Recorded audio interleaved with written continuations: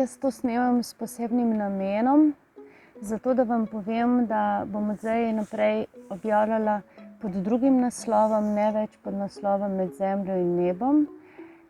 Meni je pravzaprav to ime ponudila narava sama, ko sem se vračala iz hribov in meni na kraj pameti ni padlo, da bi šla to preverjati, da nekdo že ima tako ime in ja, bila sem obveščena, to že obstaja.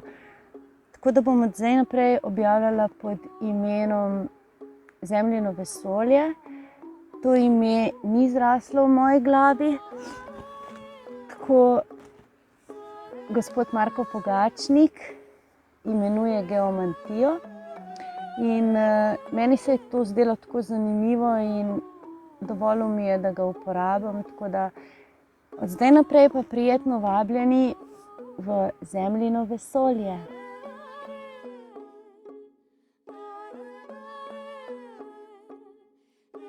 Pa mislim, da bi bilo tudi boljše, če bi jaz danes imela gor kar očala, ker sem se zjutraj vrnila domov iz praznovanja Mahašivaратрija.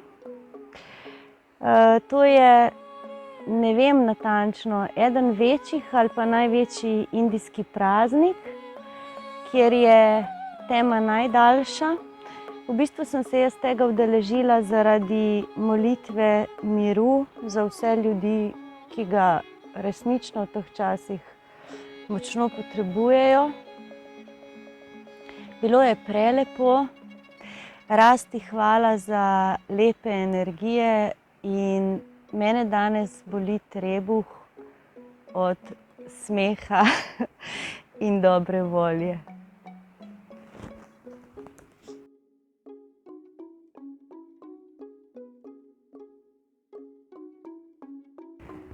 Ja, in praznuje se tako, da se poje, pleše, mantra in moli celo noč in pomembno je, da ostanemo budni in da je naša hrbtenica vzravnana.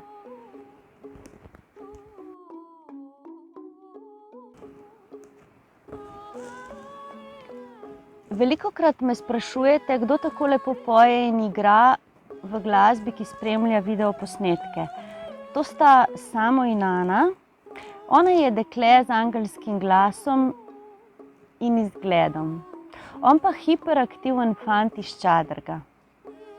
Igrata v zasedbi s Širom, izdelujeta zanimiva glasbila in gostujeta v tujini in seveda na slovenskih festivalih. Lahko si njune posnetke ogledate na YouTube kanalu. Resničen in velik hvala vama za pomoč in vajino dobrodušnost. Prihaja pomlad. Zjutraj nas s svojim petjem zbudijo ptice. Lepo je. Vedno več svetlobe je na zemlji. Vesela sem, da se vsak dan prižge kakšna nova lučka. In vedno več je svetlih ljudi. Naša dejanja so samo refleksija naše duše. In če je svetla in čista ta, so svetla in čista tudi naša dejanja. Osti jarej, ostani mlad.